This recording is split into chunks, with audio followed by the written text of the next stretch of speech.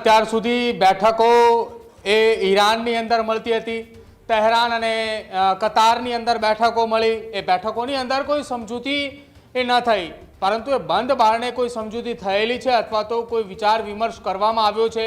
કેટલા દિવસ સુધી સીઝફાયર અને કઈ વાતો એ માન્ય રાખી છે બંને દેશોએ, આ સુધીની હજી કોઈ પણ પ્રકારની સ્પષ્ટતા બેમાંથી એક પણ દેશે જાહેર નથી કરી।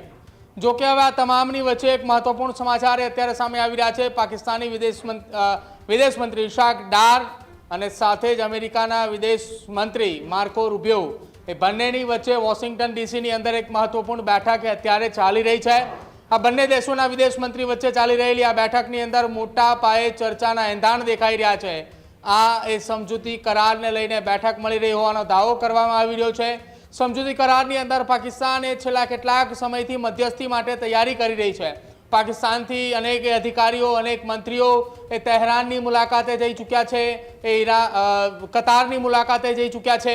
આ સાથે સાથે બંને એ દેશો વચ્ચે સમજૂતી માટે પાકિસ્તાને અત્યાર સુધી અનેક વખતે હવાત્યા મારી ચૂક્યું છે।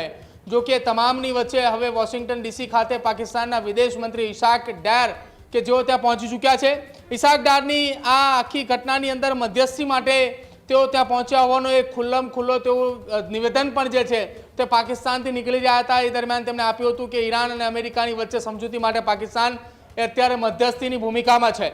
પાકિસ્તાનને કદાચિત એવું છે કે બંને દેશ વચ્ચે સમજૂતી કરારની અંદર તેઓ મધ્યસ્થી થાય તો દુનિયાની અંદર તેમની લોકચાહના વધે, પરંતુ બીજી તરફ ડોનાલ્ડ ટ્રમ્પ એ અત્યાર સુધી અનેક વખત જ્યારે પાકિસ્તાન સમજૂતી કરાર વચ્ચે એ તૈયારી કરી રહ્યું તે વખતે ડોનાલ્ડ ટ્રમ્પે અનેક વખતે પોતાનો માસ્ટર સ્ટ્રોક અથવા તો એ ગુગલી ફેંકી ચૂક્યા છે।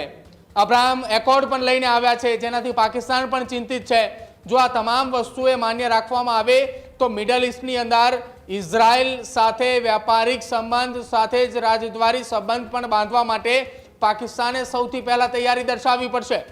એટલે હવે જોવાનું રહેશે કે આ તમામની વચ્ચે જે પાકિસ્તાને હવાત્યા મારી રહ્યું છે, અલગ અલગ એ દેશોની અંદર જઈને પોતાની બેઠકો કરી રહી છે, એ બેઠકોની અંદર કેટલી સફળ થાય છે અને યુદ્ધ રોકવા માટેની જે તૈયારીઓ એ છેલ્લા 1 મહિના કરતાં પણ વધારે સમયથી પાકિસ્તાને પોતાની તૈયારી દર્શાવી રહ્યું છે, એ તૈયારીની વચ્ચે મધ્યસ્થી થવામાં કેટલું સફળ થાય છે અને કેટલી આ યુદ્ધ રોકવા માટેની તૈયારી આ પાકિસ્તાનની છે।